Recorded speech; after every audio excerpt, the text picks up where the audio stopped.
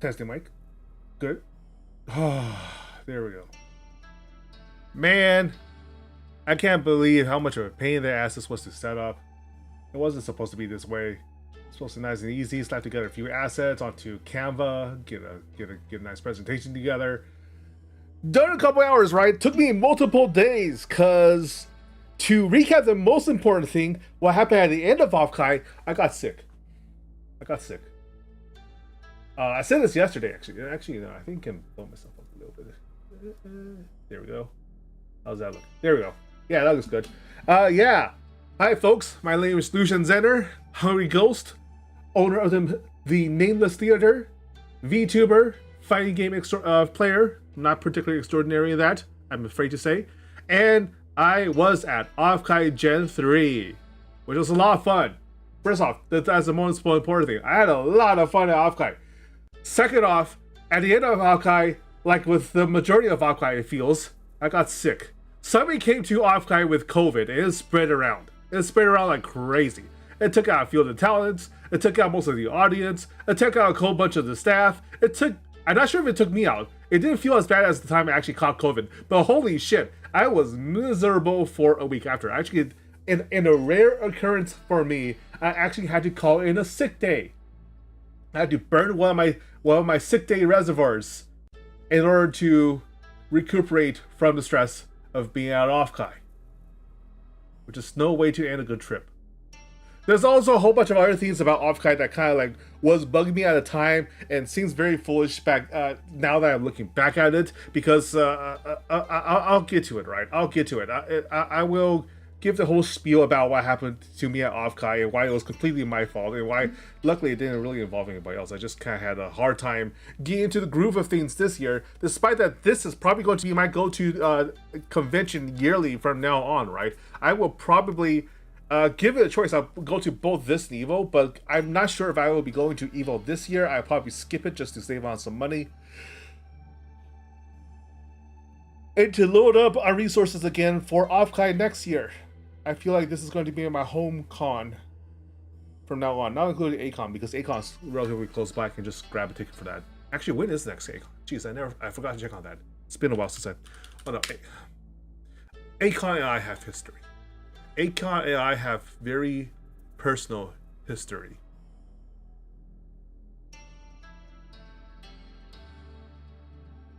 Oh, ACON 33 has been postponed. Oh, lovely.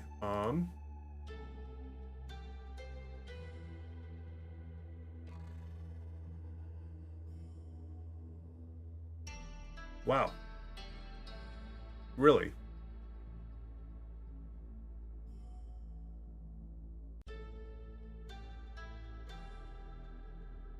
Okay, well, never mind. I will not be going to ACON after all. ACON is dead. Well, not dead, but postponed. ACON 33 was supposed to be this year, but apparently they just weren't able to get shit together in time. Awkward. Very, very awkward. Oh well. No matter. We're not talking about ACON. I just talk about ACON because it's the closest con to me physically. No, we're talking about Gen 3 OFFKAI instead. OFFKAI 2024. And what happened there. What transpired. What I saw. What I did. What I ate. Actually, no. If you follow my Twitter, you definitely see what I've eaten at OFFKAI. I'm still off my diet, technically. Because I've been taking it easy after... well, like going hard for a year, losing like 70 pounds. Still need to lose more. I'm chunky. And OFFKAI was my time to indulge, you know?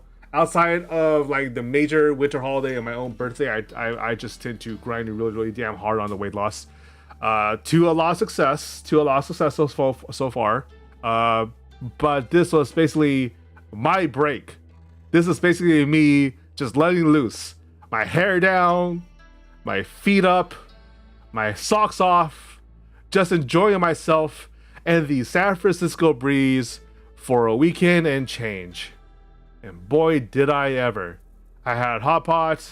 I had a lot of Chinese food, some excellent Chinese food. God, you know, it's it's hard to describe the nuances between locally available Asian food in a heavily Asian populated part of Dallas versus actually going to the West Coast with all that West Coast culinary diversity working for you, right? Like we're not just talking about like quality of food, although there is a significant quality difference between a lot of the local supposedly Chinese restaurants that are really no different from Panda Express versus going to San Francisco and getting some proper like chili oil wontons with dandan noodles. Like strictly speaking, you can get that around here too if you look closely enough. But the sheer availability of it and the little nuances to how they make the sauce versus like making it too sweet for the American palate versus making it like a properly like salty like bowl of noodles for that authentic Asian experience, that authentic Taiwanese or like Fujian cuisine experience. That I cannot stress how much better that shit tastes to me, specifically, right? It's like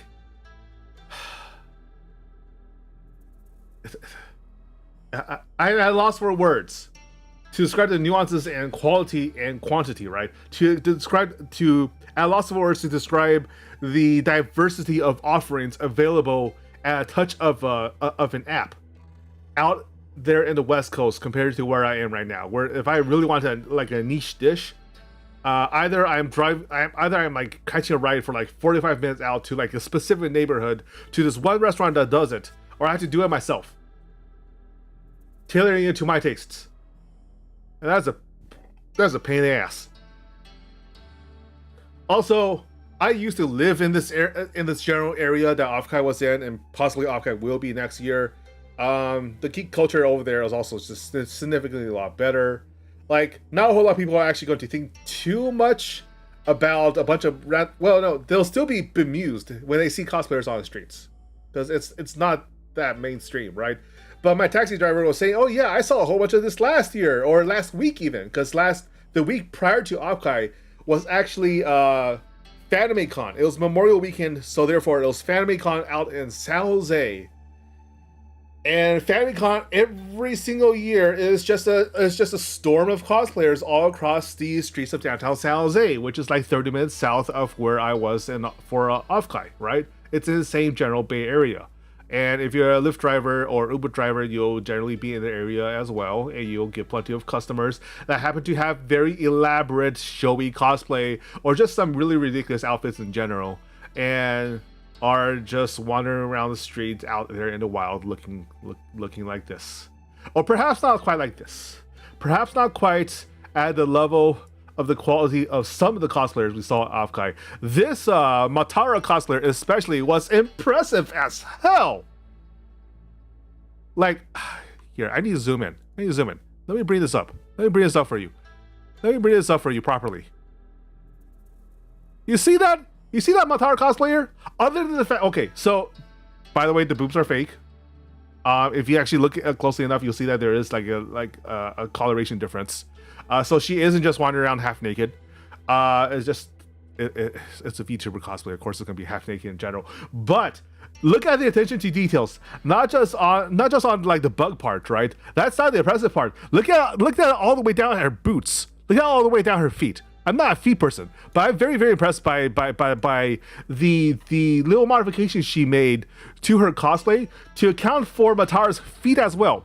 Those are transparent platform boots with 3D printed claw bits over them, just so she gets the full verisimilitude for Matara's design. That's cool as fuck.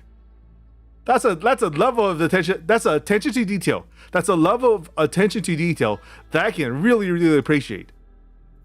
And to her credit, so did a whole bunch of other people. She was having her photo taken all damn day. Yeah, she was a popular one at the convention, and she did. And obviously she wasn't alone. There's a strong Genshin and a Honkai Star Rail factor as well. As you can quite clearly see over here with the Firefly cosplay, that was frankly amazing. I took this picture while we were both in line for the concert. No, I wasn't. No, she wasn't in line. She was selling the light sticks at 40 a pop, which is actually, for a light stick, that's actually pretty reasonable. It's just, I hate how expensive, like, a light stick that can change the color for. 40 bucks? Really? But nah, I respect the hustle. I forgot her name already, but her cosplay of Firefly was really damn good. I did pull Firefly yesterday, by the way. I got her on the first pity. That was pretty bad. I did get her on the first pity. I just need to catch up on the game now, because I keep forgetting. Penacony is actually really damn good. It's just that Star Rail really burned me out on the Zansha Lofu section. Right? That whole section with Dan Heng's backstory was just kind of mid, to be honest. Chinese, like, mythical storytelling leaves a lot to be desired when translated into English, I think. Like, it relies a lot of the pathos to carry it without a whole lot of the, without giving enough meat for you to chew on, in a sense, storytelling-wise. But no, Pentacon has thus far been excellent. I really appreciate the Firefly's costume design in general. The cosplay over here, she did request that I cover her face, so I obviously obliged. That was just a lot of fun. Also, the level of cosplays and the level of merch in general, our culture, by the way, this van is not the only Itasha car, the only paying car that was floating around, right? There's a whole section of it for the painfully designed vehicular enthusiasts wandering around, and our culture was just one of them. Bring a lot of merch, by the way, but also, like, this is I like the colors on this one. I generally either or on, like, the slutification of designs that otherwise aren't supposed to be that blatantly sexual, but it is what it is. But colors carry a lot. This was only one of many fan-made cardboard cutouts that day. And the Pebbles champion, The Rock, for Bibu, is just the funniest damn thing. It is just the funniest damn thing, right? And there's a whole lot of, like, fan-made nonsense as well. This is Biscotti's shrine. I don't know what the story is behind the KY jelly. I'm afraid to ask. But this little picture here, just to show that she graduated as, like, you know, like a funeral thing, was bringing them by far the most money that day. Like, people were just donating to the Biscotti shrine all weekend. And the pile of money just grew and grew. The offerings became more diverse and more ridiculous. I still don't know what the KY jelly is all about. I don't want to think too much about it. We do miss you, Biscotti. We all hope you're doing it well out there. But your presence was felt at the convention. For better or for worse. And of course, the Hollow Takeover group, the fan group that's been making all the like parties and everything that's been going on at all the conventions lately that any VTuber group has had a presence in, has had a major presence over here with the Sui Takeover, which is literally what it looks like. A giant ass Suisei doll. Blown up, taking up a huge chunk of the atrium. People were not just worshipping it and setting up shrines in front of it, they were having picnics in front of it. They were obviously taking pictures, as of course I did, and just generally hanging around a landmark within the most notable landmark for OFFKAI in general.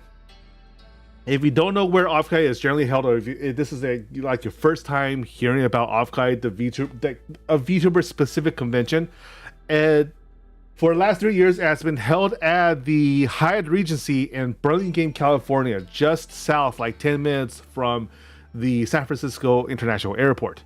And if you've ever been to a Hyatt Regency before, because they all tend to follow the same design, there's generally like the ground floor with the lobby, an atrium with the main bar and kitchen, and then like surrounding all sides of the atrium, all the rooms that are looking at. So in general, it's basically like a panopticon design, right? Where if you're in the atrium, you can see it, all the windows, all the rooms. If you're in the rooms, you'll see down into the atrium itself, and that actually makes the Regency probably one of the best possible hotel options that they could have possibly had to host the event, because it made the atrium itself, especially with the Burlingame Hyatt Regency's atrium, which is exceptionally large, became the central meeting place for the entire convention.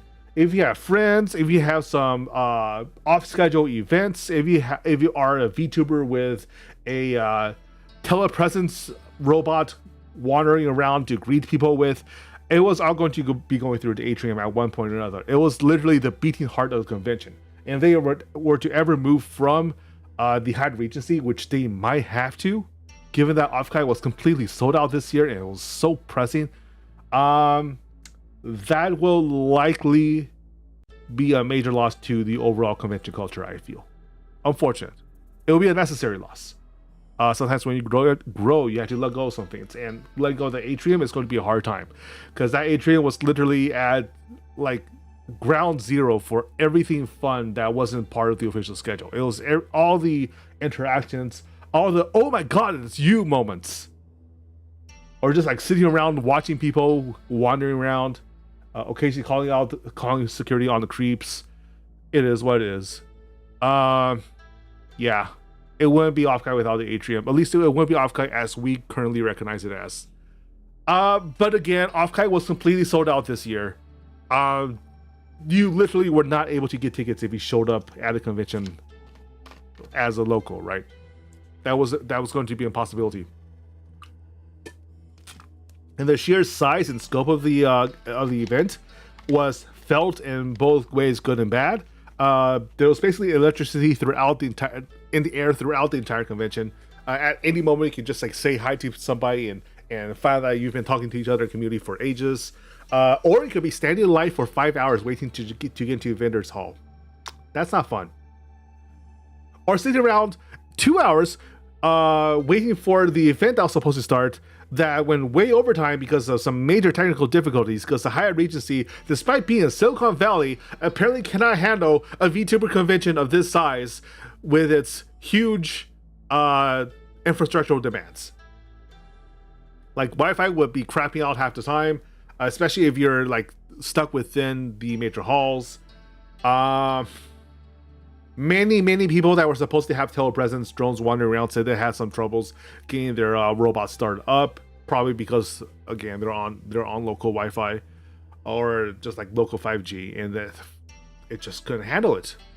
And to be fair, given that I know something about the cost of running such events, getting a good Wi-Fi package can cost the event hundreds of thousands of dollars. That's not easy. That's expensive. I can probably imagine they got some great sponsors this year. Like Face Connect, for instance, actually sponsored the entry fee for the entire artist gallery. That was generous as fuck. That's the first time I've heard about anybody doing that. That won them a lot of respect, even if I don't necessarily respect some of their policies. But they did good for the community as a whole, and that's the most important thing. But yeah, Lion Hall. I went to a few panels. I was interested in Anji's ANJ, Anji's cosplay panel with a few others in the community, because I really like VTuber cosplay. I think especially bringing VTuber designs to life is something that, especially some of the more like esoteric or just like really like well accessorized designs, I kind of want to see about making a self cosplay next year using my 2.0 design once I'm ready to debut that. It is in progress. And I learned a lot. Mostly, I was the one that was asking questions. If you can find like a copy of Anji's cosplay panel online, probably on her YouTube channel. I did ask for more specifications about the use of fasteners in particular, because I realized that a lot of what makes cosplay specifically so interesting is enabled specifically by how people are able to attach certain like anime style designs onto pieces of clothing or their wigs and their hair and stuff. Basically, it boils down to how precisely versus how firmly you need attached. If you want a precise point, for instance, like using two pieces of neodymium magnets so that they can just like firmly attach to a specific point or anchor itself at a specific point in the hair, that makes a lot of sense. It sounds really easy. Or using Velcro, or using buckles, or using buttons. I learned a lot. I think there's more to learn about using specific types of materials, but this was very much like a 101 sort of deal where you're just basically going there to learn the basics. And there's some stuff I want to experiment on anyhow. But it did give me names to later hit up for advice if I wanted to go down that route. You'll see on the big picture on the left that is not the 5-hour line, but it was a 2-hour line to get into Convention Hall on the second to last day, I believe. Because I didn't want to try it on the first day when I heard that it was basically a 5-hour wait. But this was me waking up relatively early in the morning to stand in line in the San Francisco chill, waiting for the dealer's hall to open up. And to their credit, once it actually started moving, it moved pretty quickly. I wasn't standing around to the point where my feet was exhausting itself. But I did stand around for quite a bit. I was quite hungry by the time I actually got to the vendor's hall. I think there's something to be said about setting up like a food stand somewhere along the way. Picture below is the Doki cosplayer from the actual cosplay showcase. If I do have a point of criticism, is that I was expecting more cosplayers. I really like cosplayers as an art form and as a craft. Craftsmanship on display has always been fun. It has always been one of the most enjoyable experiences at an anime convention from my point of view, because I just like really pay attention to stuff like that. And there were a few interesting cosplayers. It's just that there weren't all that many, which is disappointing to me. I was expecting like a full-on like contest, right? And there weren't actually all that many groups. I'm like, part of it, I kind of want to say part of it is that outside of the Hololive cosplayers, the biggest general cosplay groups I see in previous years in other conventions actually tends to be Niji Sanji folks, right? Just because they tend to have like more diversity of, gender options for one, gender presenting options. That helps a lot to get like larger groups together, and the general community's ice cold chill on any color right now meant that there weren't a whole lot of people doing cosplays about that. I did have a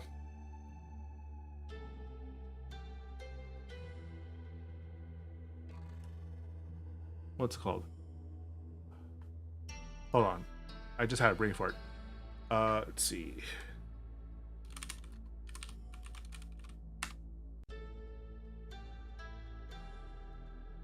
Pomu cosplayer. Ugh, why did I brain fart so bad on Pomu? Yeah, there was a Pomu cosplayer that was really, really good. I think I have a picture of her somewhere, but I didn't put in the actual thing, much to my dismay. But yeah, there was a Pomu cosplayer.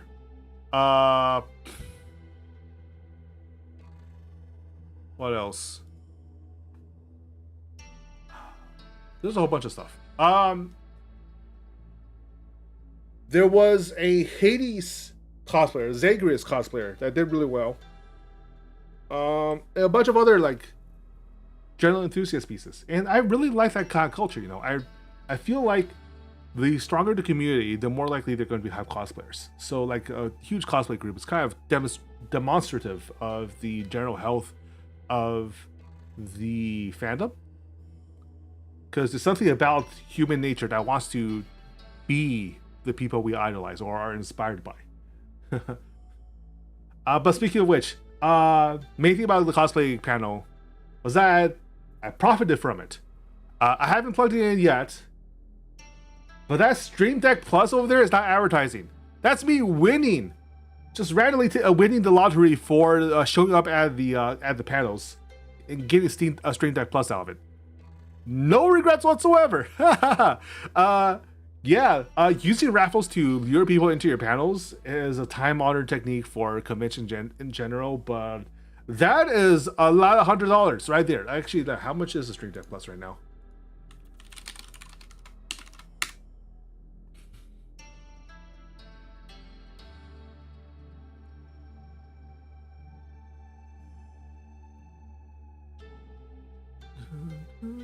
Stream Deck Plus.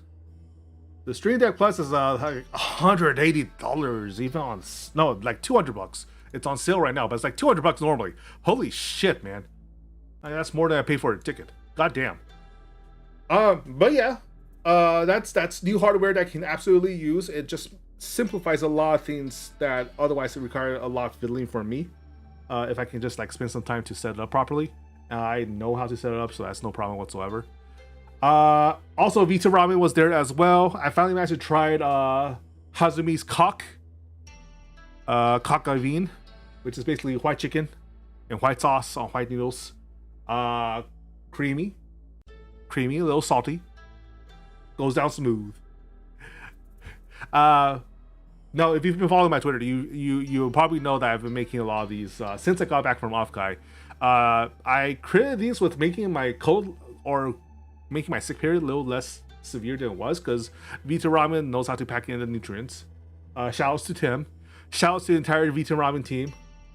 They've put up with my bullshit on some occasions. And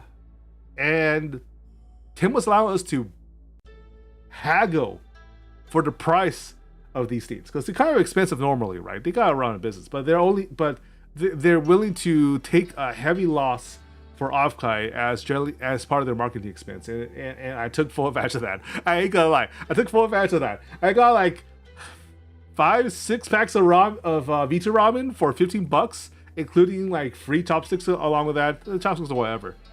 I already have a pair actually. But yeah, I ate well for relatively cheap. That's not too bad. Now, granted, $15 is still quite a lot for packs of ramen, but worth. They were tasty.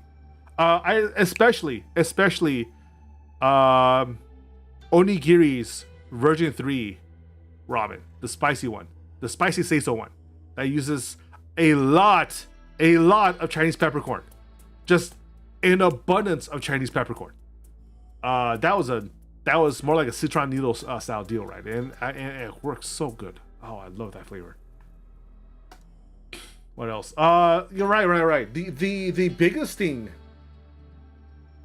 is a twofold thing. The OFFKAI concert. I'm gonna switch audios on this one, because there's something about OFFKAI concert that I want to go over. Hey, oh, I'm here. Hello. There we go. I love the pink light sticks. Thank you for the pink. There we go. That is Kiri Spica on the background over there that you're hearing. I did not know much about Kiri Spica before OFFKAI, but she was one of the invited singers, and quite frankly, she blew me away with her singing. Her live presence was really good. Her improvisations was really excellent. The fact that she was the only one like actually playing an instrument all the while. Arvin as well did well as the male guest for the event. And if you've been following my TikTok or YouTube shorts, I am sure you have seen Coefficient dancing in full KFP regalia with his belly sticking out and jiggling everywhere as he does the Holotori dance.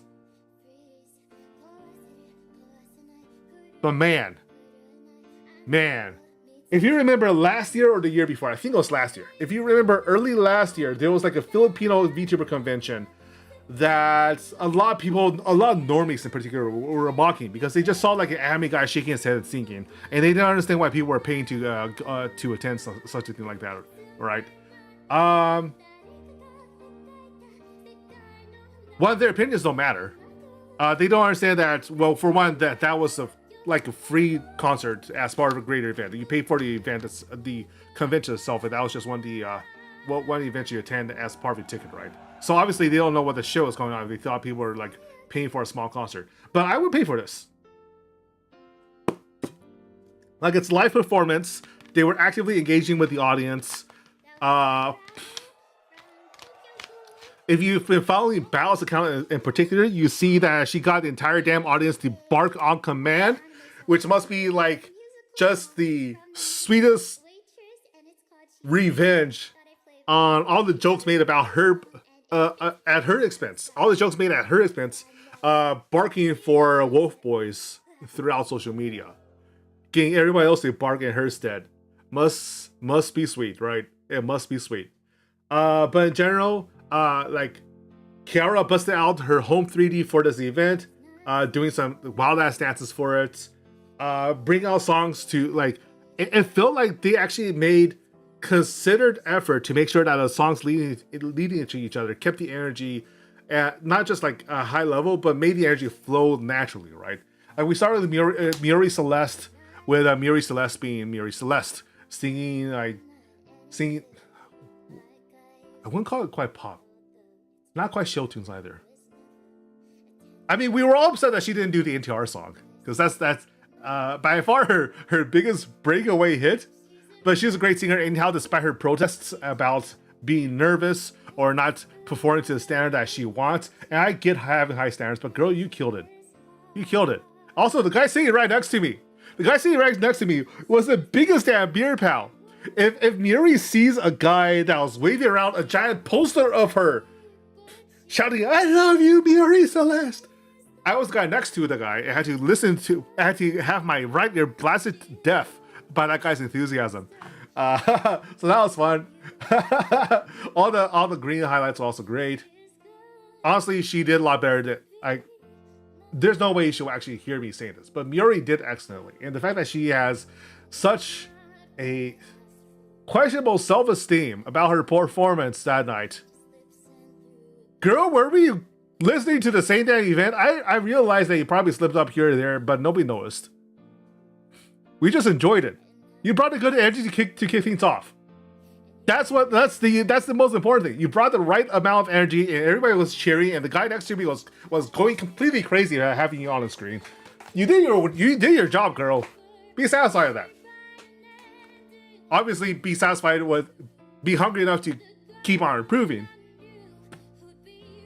But don't be crushed by your disappointments when everybody else is just having a great time. Sheesh. Man. Landmine girls. But no, everybody did great. I can't remember the entire playlist off the top of my head. Bao was Bao. Despite Bao being the most aggressively crazy VTuber online, her playlist and her original songs that she busted out in particular was actually a great sort of like what's the word I'm looking for? It wasn't a low end, right? It was just a pace changer, right? It was a softer sword melody. It was more focused on like I don't do enough music criticism to do this part justice. But in contrast to the higher energy of rock songs and everything else, she went with ballads, she went with love songs, she went with some like lighter, airier pop, sort of like a refresher. That's the word I'm looking for. It was a refresher course just before the last focus on Kiara. And obviously the fact that Kiara is on stage, the fact that OFFKAI managed to grab one of the Hololive girls, and one of the best known performers amongst the Hololive girls, like one of the best known classic idols from the English group. It is a huge win for OFFKAI in general. And of course, Kiara killed it. But she didn't kill that hard as Coefficient did. As the MC for the concert, I have no complaints about Coefficient's performance whatsoever. He brought a lot of levity, but also maintain a high level of respect for performers, and I have to respect the man for that, because that's a tough gig, especially in front of this many like hardcore ass fans. And he carried himself extremely well. He carried his cosplay extremely well. The Holotori dance was great. Hands off, man. I appreciate the sacrifices you made and the work you put into making sure that the concert, despite a 2-hour long wait, it was behind by 2 hours. Despite the 2-hour long wait, he helped make every single second of it enjoyable, even as we were waiting for problems to resolve between sets. And that has to be respected. But amongst a lot, I would definitely say among the entire lot, the one that I was most impressed by, and the one I would definitely say to give a follow, is Kiri Spica from Videre. That's Kirispica. She's just a cutesy little. She has a really cutesy little girl model, right? Nothing sexual about it whatsoever. It's just really, really cute. But her singing and her piano play is amazing, and the fact that she was able to show like how she put songs together at the very end as sort of like a demo piece was impressive as hell. And also, her city pop singing is just amazing. Won me over. Biggest win of the night for me. Like finding somebody that I haven't really been paying attention to and finding that their music is exactly right up my alley and impresses the shit out of me. That alone is profit, right? And the fact that she does her own piano play as well. Like this is all her. This is all her. What you hear right now is all her.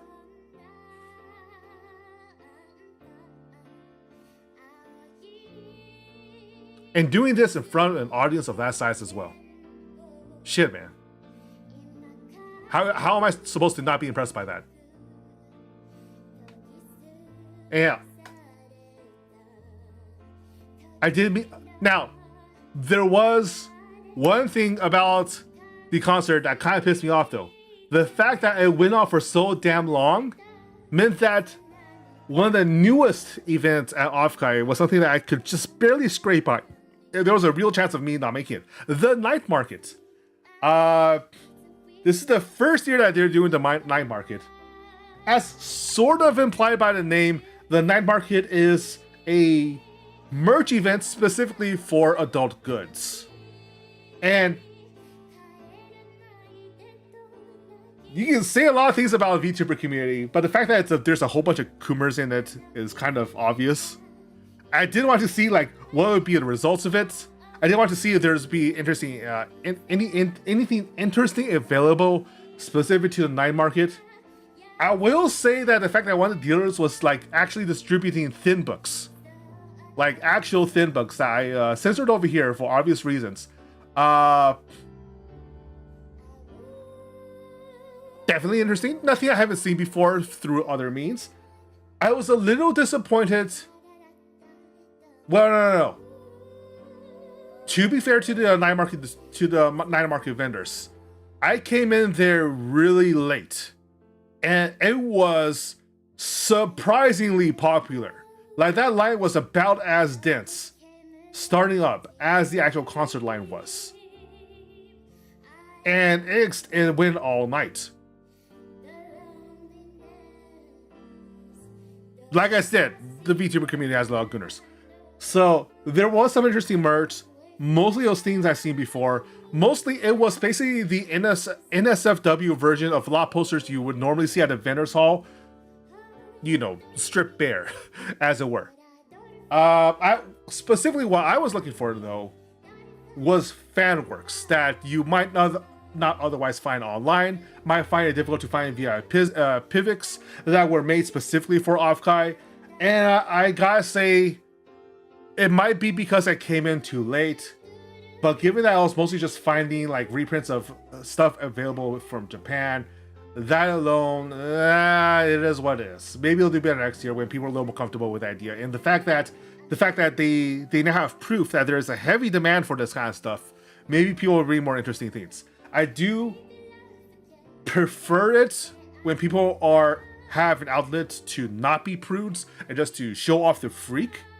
That's not to say that merch gallery wasn't just freaking amazing as always, and the fact that I was able to buy some stuff from folks that I haven't been able to meet since last year was amazing, and met a lot of new artists and creators that I may want to be able to work with or collaborate with at a future date if I can ever afford the works. Like the EO stuff, because T Company was in town. It's so good. I also got the official Traveler stuff that she finally shipped out, and the dojin for that as well, which is nice little bit of storytelling. I think this was Min's doing all three of these posters: the Ina, the Kali, and of course the Firefly poster. I gotta say, Firefly is probably my new favorite character in Starvale.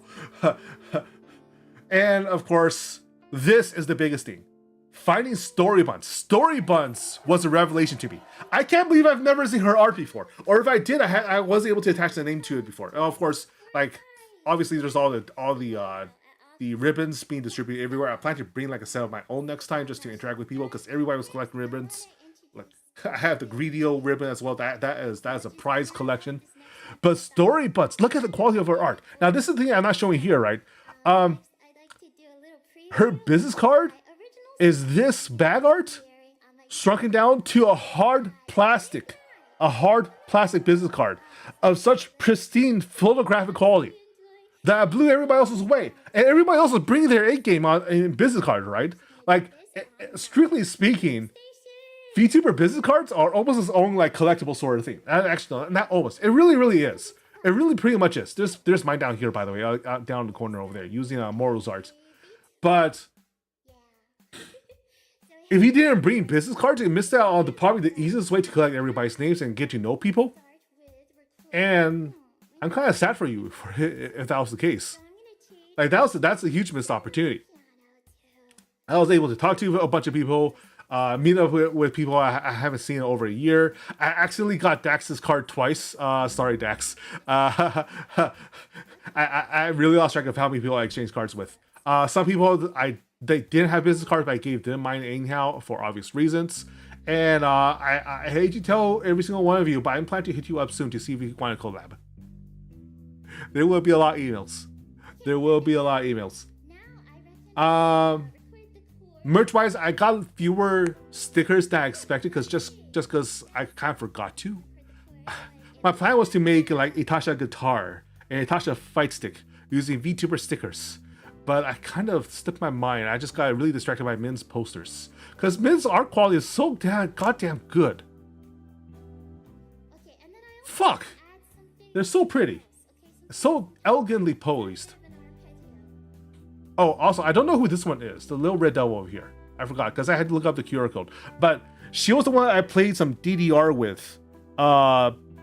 Like the day after I got my ass whipped at the Guilty Gear tournament happening at the arcade section. I forgot to take a picture of the arcade. Shit. But it was a lot of fun. The arcade is a drastic improvement over what it was in 2003. Gen 2 arcade was basically a few music machines and like a DDR cabinet, and that was basically it. There was nothing else. It was kind of bare bones. This year, I think they took some of the criticism about that to heart and just expanded like crazy. There was PC setups, there was console setups, there were fighting game tournaments throughout the day. If you were a fighting game VTuber, you were at home. You would be able to play some Tekken 8 all day, some Street Fighter all damn day. If you were a card game VTuber, you definitely benefited from the fact that every single like anime type card game was in attendance just to run a few like sample tournaments. And most, in particular, Japanime's VTuber game that they're doing a Face Connect. I'm actually getting like a shiny Peepa out of that. I'm not sure how rare this one is, but hey, it's a Peepa. I don't particularly like Peepa myself. I definitely don't particularly like people who advertise their content to 4chan. Ugh. But I'll play the card game. I'll play a Peepa deck if that's what it means to win. I definitely put some money towards the Kickstarter, so I got a few more free cards. Unfortunately, that was the only rare one I got. Looking forward to it. Now, if you have been following my social media, especially my short form videos, you'll probably remember that I posted a whole bunch of OFFKAI short interviews throughout the weekend. There was supposed to be a lot more. The plan was to do significantly more than I managed to actually do. But there was a particular reason why I didn't actually pull that off. And that reason was I came down with a fucking headache. I don't think it was because I was getting sick. I think it has nothing to do with the fact that people were getting sick at OFFKAI. At least not this time. No, the reason why I was doing so, like, emotionally and mentally so poorly during OFFKAI that I only got a few, like 4 interviews out of the whole dozens I was planning to actually like just grab people randomly to execute. was I had the wrong pair of glasses on. So I have two pairs of glasses, right? The ones, the original set that I got from my most recent optometrist.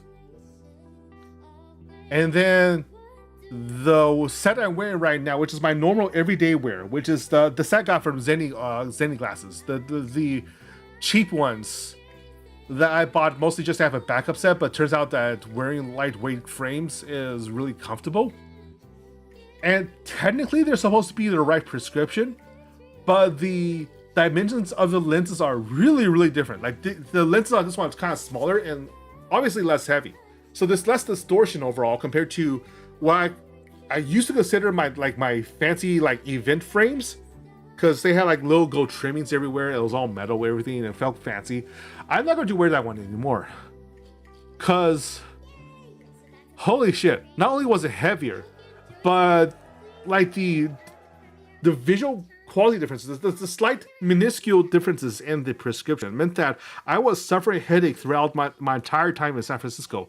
From the time I stepped on to airport, the time I stepped into the airport to when I got all the way back to Dallas. And that shit was giving me a fucking headache the entire damn weekend. And soured my mood. It made me feel more introverted than I was normally. I'm normally still pretty introverted, but not that bad. Not usually so much of a recluse. But I was like visibly struggling to keep my energy up. And it wasn't until day three, that after I switched out the pair of glasses, because I didn't want to wear the heavy ones anymore, that I realized, holy shit, I was fucking myself over.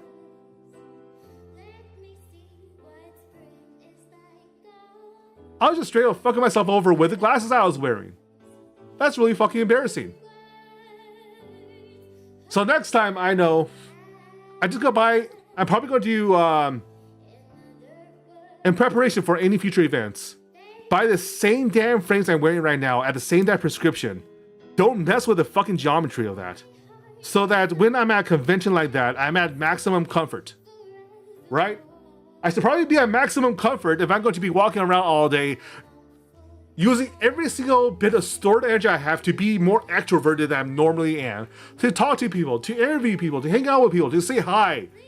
Like there's a whole bunch of people that I recognize but couldn't like work up the energy to say hi to, because I'm not sure because I was like doubting myself of where I stood with them 95% of the time, and the remaining 5% of the time was like where I finally stopped having a headache or got either had enough caffeine or got drunk enough to just like start like actually reaching out. And I did some decent interviews out of that. It was fun. It was fun to do. I mostly did it for the sake of doing it, right? Just to like get in the groove of just talking to people, asking people for their time. And towards the end, the exercise was successfully accomplished to the minimum standard. I just didn't do it nearly as much as I wanted to or planned to originally, which will be a regret I'll be carrying with me all the way into OFFKAI Gen 4. I do plan to be in OFFKAI Gen 4. I will be actively saving up for next year's event. Now, what I'm expecting is that OFFKAI Gen 4 will not be at the Hyatt Regency anymore, because it is maxed out. It is straight up maxed out. There is no way that they can keep that convention in the same hotel and still expect to grow, because they literally reached cap this year long before, like a month before the event itself. And the only struggle they really had was to bridge the last few tickets before they actually managed to declare cap. And that suggests that they have to move. That suggests heavily that the next event they're attending will have to be at an actual convention hall, like the San Jose Convention Hall. Probably not the San Francisco one, because that's going to be ludicrously expensive. Or maybe the Santa Clara one. The Santa Clara one's old stomping grounds. It was the original convention hall for Fanime when I started going to anime conventions as a kid. And later on, they outgrew that. It had to take over the San Jose one, downtown San Jose, that is flanked by 2 hotels. Doesn't have anything like an atrium, but does have very expansive halls, space enough for a gargantuan vendor hall that won't require lines whatsoever, and more food options they can shake a stick at or shake a light stick at. It'll be a good location, I think. Now the problem there though is that it will be the week after Fanime if they plan to keep the same schedule, unless they want to bump the calendar again. They did say that they are working on figuring out where next year's location will be. So I'm sure that this is actually in discussion. I'm sure they're talking to multiple cities for where they can possibly host. But for now, I'm just speculating, right? I'm just speculating. I used to live in the area. I know where all the major events are taking place. If it can't be held at the Hyatt Regency, which is probably the biggest hotel level convention that they can attend, it will have to be at a proper convention hall, which will run them a lot of money these days. I don't envy that. I really hope that they can figure something out. I do think having a West Coast event like that is good, with ANYC acting as the East Coast stop, given that ANYC has now courted Hololive twice for their events. I want to attend ANYC eventually just to see Ori and company. Or lure them to the West Coast. Or you can all host your shit in Dallas, so I don't need to move anywhere or spend any money or spend particularly large amounts of money to go to the events I want. I realize that there's a cost, the cost being there going to Dallas, but hey, make things easy for me, you know? That's what's important, right? Also, Dallas is, an international airport, so it does make things easier.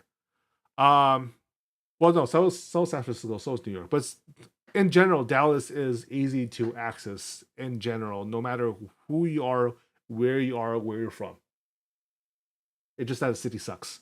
It does have a good, no. Sorry. The city's nightlife sucks unless you go to Deep Ellum, in which case it's kind of awesome. Unless you, minus, of course, the occasional fights. Dallas is very much an industrial city, though, so for cultural reasons, I definitely wouldn't recommend it. San Francisco, San Jose, despite San Jose being a tech city with all the problems that tech culture has brought to the Bay Area, they have actually worked on making it more welcoming to nightlife and to visitors in general. So there's a lot to be said for that. Fine, to recap though, the last thing to recap is some of the OFFKAI troubles that did happen. Other than the infrastructure issues, there were a lot of controversies that Gen 3 went through this year. In particular, some VTubers that were planning to attend got outright banned. I have no sympathies whatsoever for bigoted transphobes getting banned from OFFKAI. How can you be transphobic in the fucking VTuber community when about 10% of the entire general population, including some of the most popular people, happen to be trans? There's a reason why we're using avatars. Generally, there's something going on that makes reinventing ourselves particularly attractive, and being able to express ourselves in ways ranging from fantastical to ludicrous being more appealing than being our physical meat puppets, being bigoted, having bigoted opinions about groups of people in the face of all that's some levels of that's some dreadful levels of hypocrisy going on. There was also some controversies regarding Face Connect and some of the miscommunications they apparently had with staff. I saw some of the 4chan claims about that, but 4chan, anybody can write shit about 4chan, make shit up. That's the whole point of 4chan. There's no accountability or anonymity means no accountability whatsoever. People can make shit up as long as they have a narrative to tell. And there's a lot of questionable narratives around Face Connect, right? For better or for worse. But what's the least valid thing to claim? That all the tech problems are specifically focused on one group or another, when it was affecting everybody. It was affecting me while I was trying to get signal within some of the halls. It was affecting a lot of the telepresence drones wandering around for people to greet each other without having to actually be at the event and dox themselves. It was there last year too, when Face Connect wasn't as big of a presence. In general, the Hyatt Regency just has a lot of tech issues for us to go through. It's nothing special. Don't feel particularly singled out. unfortunately, despite being Silicon Valley, this isn't like Japan where everybody has like state of the art high speed internet everywhere. No, shit's just kind of sucks in general. OFFKAI has improved a lot of their infrastructure, but they can only do so much. Anyhow, that's it for me. OFFKAI was fun. Go to OFFKAI next year. It will probably be around the same calendar year. Although actually no, it might shift because NYC had to shift to much earlier in the calendar date because they had to change locations. So we really just need to wait for OFFKAI to make the announcement. But I will be ending the stream before the next ad starts in about. Actually, I can just put on snooze. There we go. Yeah, this is pretty much the end of the recap. I had a lot of fun. I fully plan to hit up everybody that I had got business cards for possible collab opportunities, just to see if they might possibly be interested. I will say, at the very end, as the general like end of a stream sentimentality situation, I was feeling really burned out before OFFKAI, and during OFFKAI I was feeling a lot of self-doubt. A lot of that self-doubt was self-inflicted because of the physical agonies I was giving myself by having the wrong damn prescription on. That was just embarrassing. But also a lot of it is just that I feel like I haven't really made much headway as a creator in the last year, ever since I started up this current job. There are some projects I really wanted to do, but lost track of, because working full-time, especially on a client basis, is inherently really stressful, even if I'm only working 8 hours a day. It just doesn't leave me a lot of mental capacity for doing the things I really want to be able to do. But that's fine, because that just means I need to readjust everything. Consider what I really want to do, consider what it takes to accomplish it, and consider what sacrifices or changes of habits I need to do to accomplish them. I want to do more interviews. I want to start playing to some of my established strengths rather than stuff I've been experimenting with for the last couple of years, to just start flexing properly.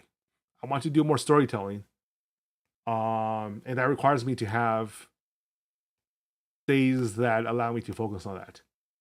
So just as a heads up in general, I'll probably be streaming a little less, not a whole much less, because I still want to stream my games. I still want to play fighting games too. But in consideration for where I want to be and what kind of content creator I want to be, I need to take that more seriously now. And I feel rejuvenated after OFFKAI to start thinking about it more seriously. To not just do the day by day, to go through the week by week habits, but to be more deliberate.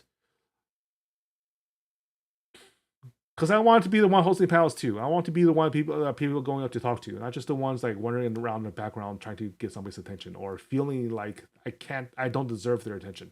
That it's not that I have a strong sense of inferiority, but I do like I find that the line between consideration versus cowardice was a little blurrier than I would have liked this year. And I want to feel more confident in myself as a content creator by OFFKAI Gen 4. So I'll be working on that. I will be working on that. I have some projects that I plan to drag my friends into along the way. And hopefully that will generally be good times for everybody that I'm involved with. Because I do have some fun ideas coming along the way. That's all for now, though. So I'm going to send y'all off on a raid, possibly to, let me see, who's streaming at the moment? I haven't, let me see. Percy's playing Fortnite. Jen. Jen's playing some League. So let's make fun of her for having League brainworms.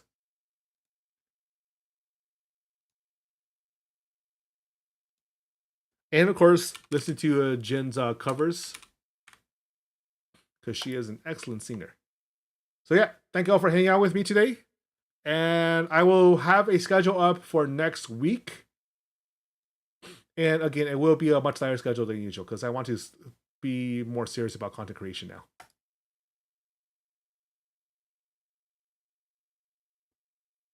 And as always, my friends, eat well.